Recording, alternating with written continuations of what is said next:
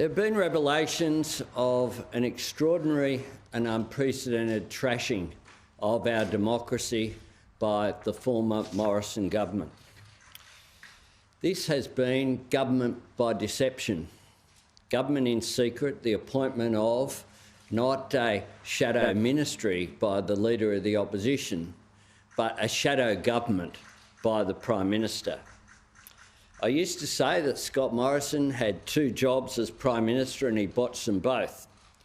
It turns out I was wrong about there being just two jobs. He told us he was a bulldozer and his coalition colleagues just shrugged their shoulders and cheered him on, not in one election, but in two elections.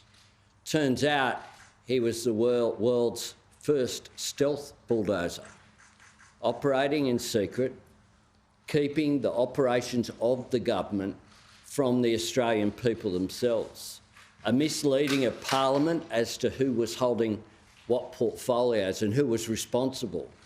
Our democracy is precious. We should be very proud of the democracy that we've created here in Australia. But the Westminster system relies upon checks and balances. The former government, Scott Morrison and others who were involved in this, deliberately undermined those checks and balances that are so important and essential for our democracy. I can say that today I've been informed by the Department of Prime Minister and Cabinet that between March 2020 and May 2021, the Prime Minister, Scott Morrison, was appointed to 5 additional portfolios in addition to his appointment as the head of Prime Minister and Cabinet. He was appointed to administer the Department of Health on the 14th of March 2020, the Department of Finance on the 30th of March 2020, the Department of Home Affairs on the 6th of May 2021, the Department of the Treasury on 6th of May 2021, and the Department of Industry, Science, Energy and Resources on the 15th of April 2021. Each of these appointments made under Section 64 of the Constitution. It is completely extraordinary that these appointments were kept secret by the Morrison government from the Australian people.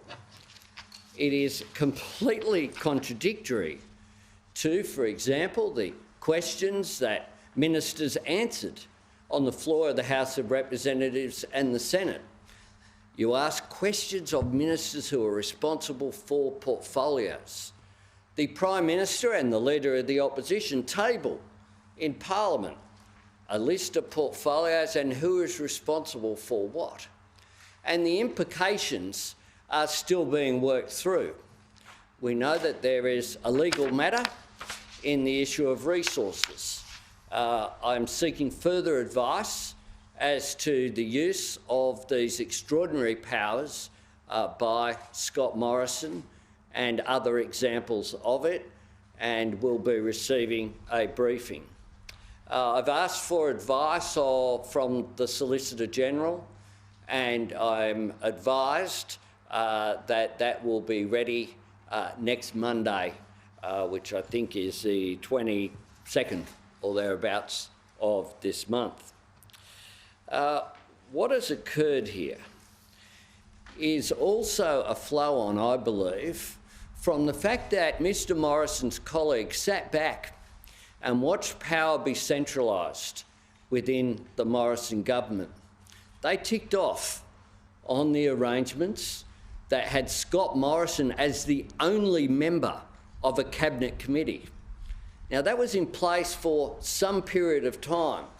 Once you go down that road of creating a cabinet committee with one member on it so as to avoid scrutiny, that it's not surprising that further steps were made.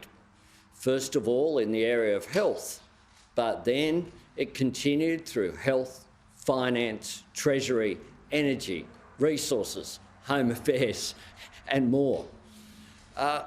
there are real implications for this, for example, of what the events on the 21st of May were.